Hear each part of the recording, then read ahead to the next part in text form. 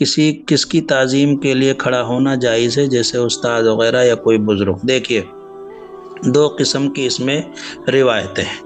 ایک روایت تو حدیث میں ہم نے پڑھا ہے کہ کہتے ہیں کہ اللہ کے نبی صلی اللہ علیہ وسلم تشریف لائے علی وسادۃ متقین، علی وسادہ، متقین ٹیک لگائے ہوئے آئے، تو کہتے ہیں کہ فقمنا لہو، صحابہ کہتے ہیں ہم کھڑے ہو گئے، فقال رسول اللہ صلی اللہ علیہ وسلم لا تقوم العاجم کما یقوم العاجم یعظم بعضهم بعضا، کہ مجھے دیکھ کر اجمیوں گنواروں کی طرح تم نہ کھڑا ہوا کرو جیسے وہ کھڑے ہو کر ایک دوسرے کی تعظیم کرتے ہیں۔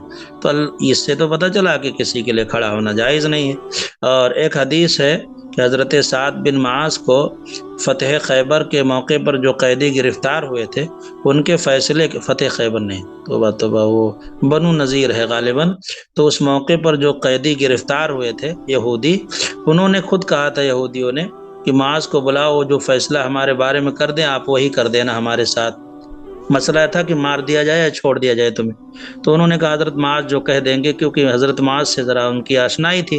تو بلایا گیا تو ان کے پیروں میں تیر لگا ہوا تھا۔ جب آئے ہیں حضرت معاذ تو اللہ کے نبی نے فقوموا الی سیدکم، صحابہ سے کہا کہ اپنے سردار کے لیے کھڑے ہو جاؤ۔ تو یہاں تو ہے کہ کھڑا ہونا چاہیے اور یہاں ہے کہ نہیں کھڑا ہونا چاہیے، اس لیے اس میں شدت نہیں ہے۔ مسئلہ یہ ہے کہ اگر کھڑے ہو جائیں ہم کسی کی تعظیم و تکریم کے لیے، اور وہ ہماری تعظیم و تکریم کی وجہ سے پھول کر گول گپا نہ ہو جائے، یعنی اس میں تکبر پیدا نہ ہو جائے، اگر یہ اندیشہ ہے تو نہیں کھڑا ہونا چاہیے۔ اور اگر یہ اندیشہ نہیں ہے، کوئی بوڑھا ہے، کوئی استاذ ہے بہت زیادہ، تو اب ایسے لوگوں کے لیے کھڑے ہونے میں کوئی قباحت نہیں۔ دونوں روایتیں میں نے آپ کے سامنے بیان کر دی۔ اب اگر کوئی اور بات ہو تو پوچھ لیا جائے۔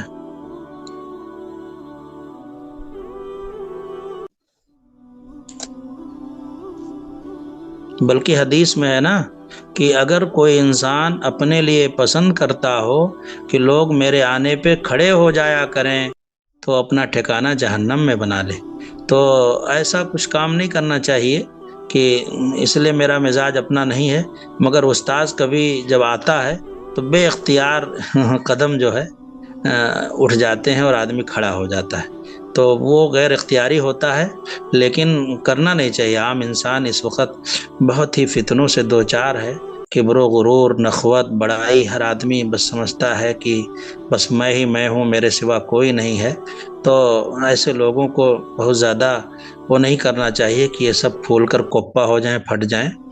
تو تعظیم بھی اتنی حد تک کہ آدمی ہضم کر لے، اس لیے حدیث میں تعریف بھی کسی کے سامنے کرنے کو منع کیا گیا ہے کہ بھیا تمہاری تعریف سے اپنے آپ کو ڈنگر سمجھ لے تو کہیں ایسا نہ ہو فرعون بن جائے، تو منع کیا گیا منہ پر تعریف کرنے سے۔